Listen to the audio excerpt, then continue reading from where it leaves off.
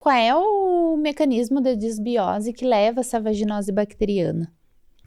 Essa é uma pergunta que é super comum, assim, né, e a gente estuda bastante, né, assim, é a principal desbiose, né, que acontece no ambiente vaginal, é a vulvaginite mais comum, mais prevalente, a gente sabe que 30% da população, né, acaba tendo aí vaginose bacteriana, muitas vezes assintomática, e muitas vezes a gente também não sabe exatamente qual que é o mecanismo que leva, né, a essa desbiose.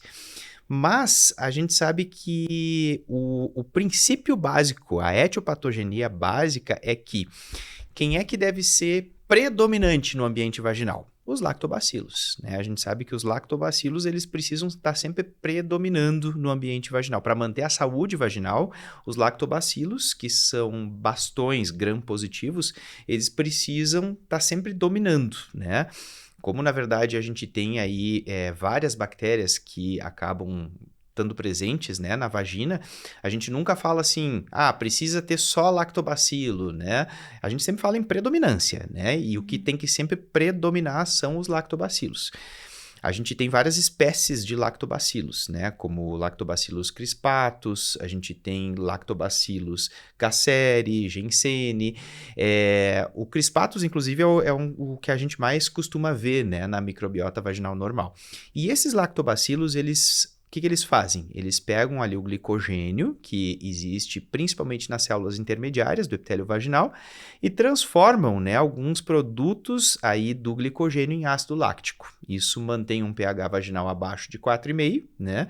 Isso mantém aí a saúde vaginal. Então, a gente tem que ter uma predominância de lactobacilos, a gente tem que ter uma conversão de glicogênio em ácido láctico e temos que ter uma vagina com pH abaixo de 4,5 para a gente considerar, né, como uma eubiose vaginal. O que é a vaginose bacteriana? Quando a gente perde esses lactobacilos eles são sempre muito bons, né? Se a gente for pensar assim do ponto de vista de raciocínio de microbioma vaginal. Se a gente tem aí uma diminuição, uma redução da população lactobacilar e uma predominância de cocobacilos, que a gente tem aí vários tipos, né, de cocobacilos. O mais comum, na verdade, é a Gardnerella vaginalis, que todo mundo conhece, né? Se a gente tem, então, aí uma troca, né, daquela microbiota lactobacilar por cocobacilos, que podem ser gram-positivos ou gram-negativos, a gente vai ter um quadro de vaginose bacteriana, né? E não só de cocobacilos, mas várias outras bactérias que podem causar aí o quadro de vaginose bacteriana, não só a Gardnerella vaginalis. A gente tem aí a Prevotella, a gente tem Escherichia, né? A gente tem difteroides que podem provocar isso também, né?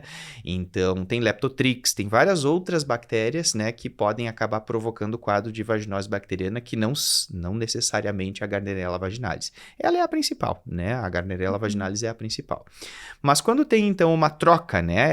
Esse switch, né? Que a gente chama, né? Que é a troca de lactobacilos por bactérias anaeróbias, né? Aí a gente vai ter um quadro de vaginose bacteriana.